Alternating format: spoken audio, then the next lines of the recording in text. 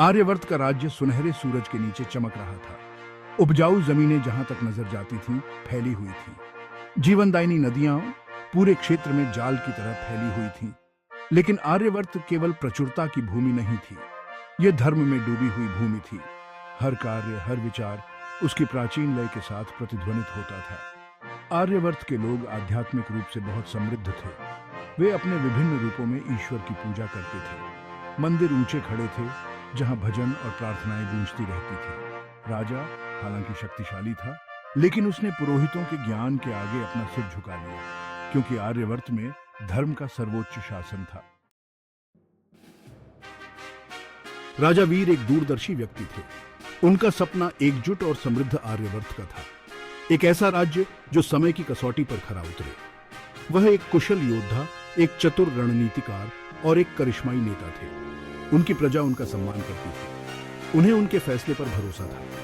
लेकिन वीर जानते थे कि केवल महत्वाकांक्षा ही काफी नहीं है।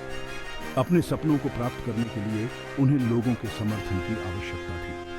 उन्हें एक सामान्य ध्वज के नीचे एकजुट करने की आवश्यकता थी। और धर्म के सर्वव्यापी आलिंगन से बेहतर बैनर और क्या हो सकता है। गुरु बृहस्पति आर्यवर्त के सबसे सम्मानित पुजारी थे। उनका ज्ञान प्रसिद्ध था। उनकी धार्मिकता का कोई मुकाबला नहीं था। दूर दूर से लोग उनका आशीर्वाद लेने आते थे।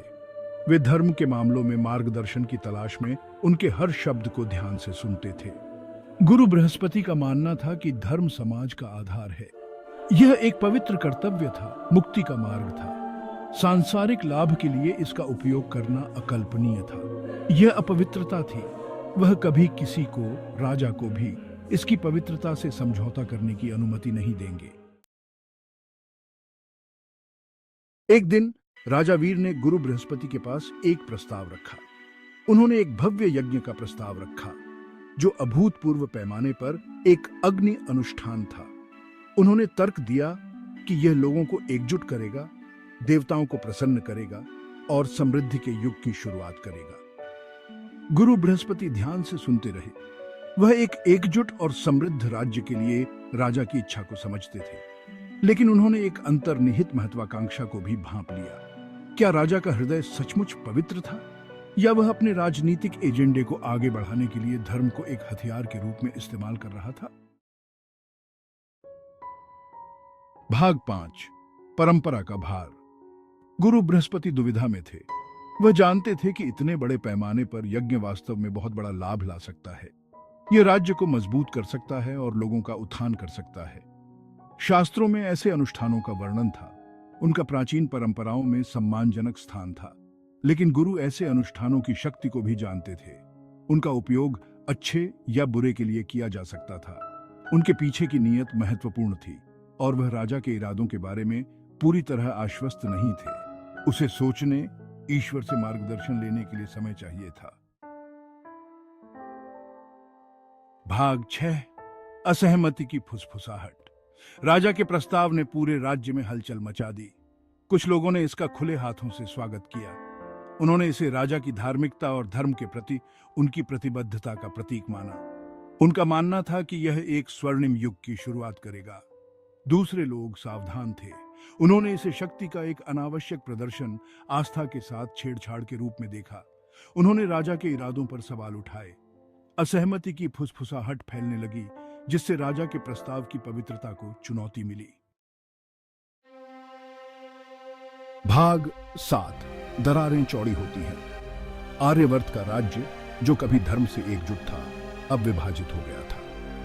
एक तरफ राजा और उनके समर्थक थे, उनकी अटूट आस्था थी। दूसरी ओर गुरु बृहस्पति और वे लोग खड़े थे, जिनका मानना था कि धर्म का इस्तेमाल राजनीतिक लाभ के लिए नहीं किया जाना चाहिए। बहस जारी रही, उनके समाज के ताने बाने को चीरती रही। आर्यवर्त की विशेषता वाली सद्भावना को अब संदेह और अविश्वास ने ले लिया था। एकजुट राज्य का राजा का सपना टूटता हुआ लग रहा था। भाग 8, सद्भाव की तलाश। बढ़ती दरार से बहुत परेशान गुरु बृहस्पति एकांत में चले गए। उन्होंने ईश्वरीय मार्गदर्शन की तलाश में कई दिनों तक ध्यान किया। उन्होंने ऐसे समाधान के लिए प्रार्थना की जो धर्म की पवित्रता को बनाए रखे और राज्य के भीतर विभाजन को ठीक करे। अंत में एक उत्तर सामने आया।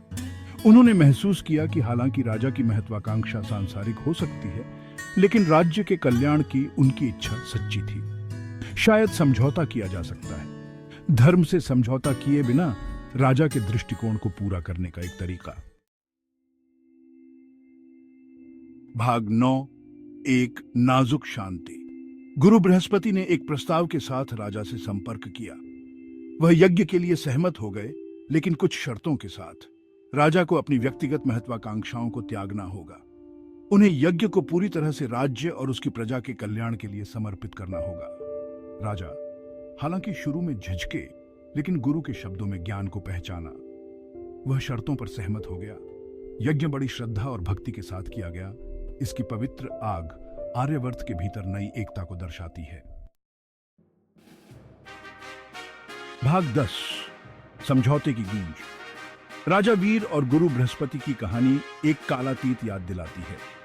यह सत्ता और आस्था के बीच नाजुक संतुलन पर प्रकाश डालता है। यह समझौते के महत्व और अनियंत्रित महत्वाकांक्षा के खतरों को दर्शाता है। अंत में यह लोगों का कल्याण है जो वास्तव में मायने रखता है, और यह समझ, सम्मान और महान अच्छाई के लिए एक साझा प्रतिबद्धता के माध्यम से है कि सच्ची सद्भाव प्राप्त की जा सकती है।